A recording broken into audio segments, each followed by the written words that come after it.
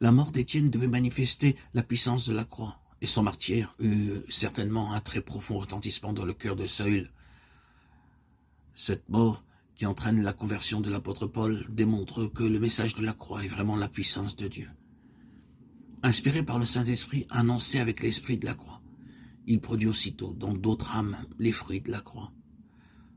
Saül n'assista-t-il pas en une certaine mesure aux souffrances du Seigneur Jésus, en étant le témoin de celles d'Étienne? À l'exemple du Maître, le disciple prie pour ses bourreaux à l'heure suprême. Père, pardonne-leur, ils ne savent pas ce qu'ils font. Il nous est permis de croire que ce fut alors que le premier rayon de lumière transperça le cœur du pharisien. Et lorsque, quelques jours plus tard, le Seigneur ressuscité l'appellera sur le chemin de Damas, « Saül, Saül, pourquoi me persécutes-tu » Il ne sera pas difficile de répondre, « Seigneur, que veux-tu que je fasse »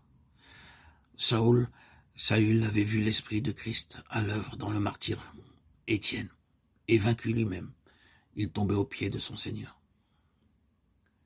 De même qu'Ésaïe avait été choisi et préparé pour annoncer la merveilleuse histoire de la croix, et nous dépeindre des siècles à l'avance l'agneau de Dieu, Paul est maintenant appelé pour annoncer la bonne nouvelle du salut.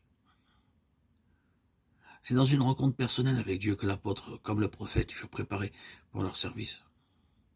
Ils se virent alors tels qu'ils étaient au regard de celui qui est la sainteté parfaite. « Malheur à moi, je suis perdu », s'écrie Ésaïe.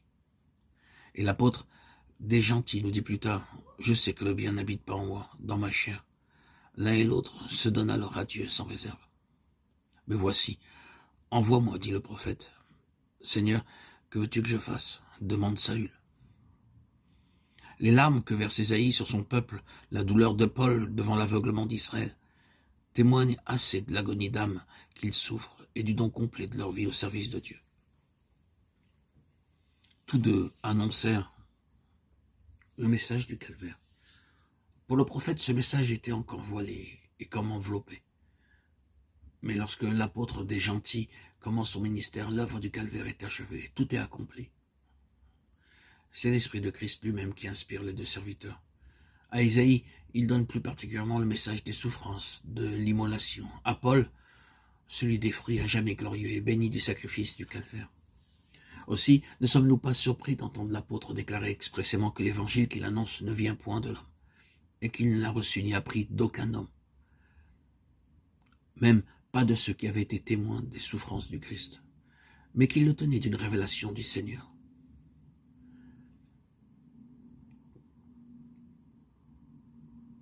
Il écrit effectivement aux Galates que son évangile est d'origine divine, céleste, qu'il l'a reçu d'une révélation de Jésus-Christ. Galates 1, 11, 12.